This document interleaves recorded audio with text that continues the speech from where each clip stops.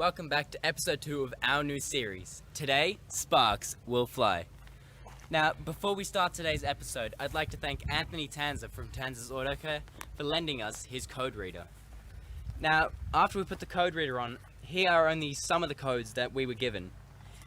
The engine mounts are broken. All the airbags are gone off. No coolant, no headlight, no tail lights, no indicators, no ABS, no wiper fluid, no air conditioning fluid, no brake fluid, no power steering assistance fluid. And the passenger door was open and the rear boot was open. Now, these were only some of the things that came up before we could turn over the engine. We were able to wipe every single one of these errors from the computer. By doing this, this allowed us to turn the engine over.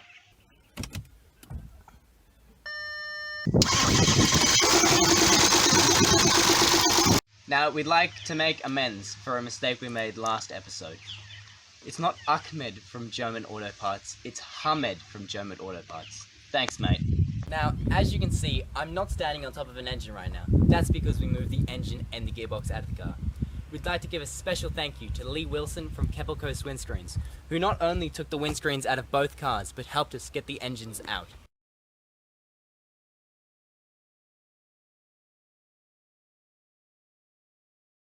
Okay, we are engine out of this one, engine out of the other one, and I'm looking at how I'm going to do this, and it's not going to be that easy, but I've got a plan. So as you can see down here, this frame rail is smashed badly.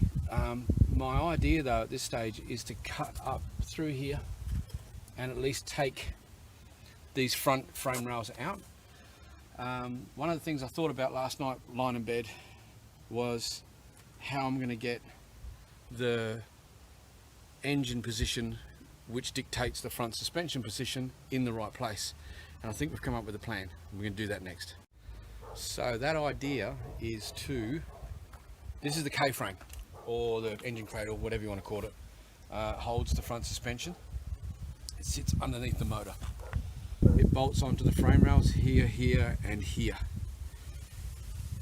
The plan is to get this underneath the Audi 80 with the suspension in place, bolt the wheel on, bolt the front mudguard on, and just line it up that way. It sounds rough, but hey, if it works, it works. Who cares?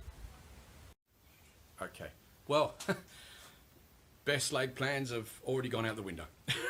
So the moment we put this together, we realised we're never going to get this in past all of this. So you know what that means? This is coming off. The whole lot has got to go.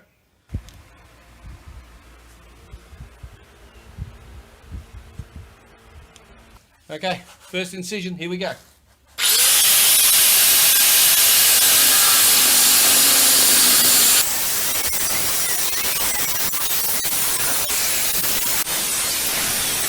Well, that was easier than I thought. Not even 10 minutes. So, 2 blades though. But here we go. I think it's ready to come off. We'll give it a go. Ooh, there we go. Well, I got to say, I never thought I'd be doing this to the kids' old rally car. So we've cut the front of the Audi 80 off. We've moved in the K-frame with the new suspension bolted up. Underneath the car, as you can see, it doesn't line up yet. What we're going to be doing is cutting off all this area. The firewall and the tunnel will be moved back. Firewall will be cut out and the firewall from the A5 moved into the car.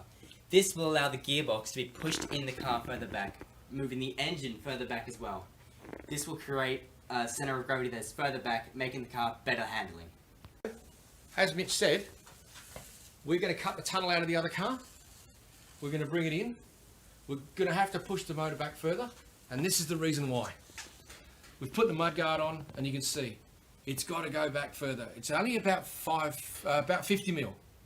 So we'll get that back, and as you can see, the track of the car is much wider. It's going to be a beast, this thing, an absolute beast. Hey there, hope you're enjoying the videos. We're planning to release one every Sunday, so if you're enjoying the content, please like, subscribe and share. Next week, we'll be pulling the firewall and the dash out of the A5 and putting it into this car.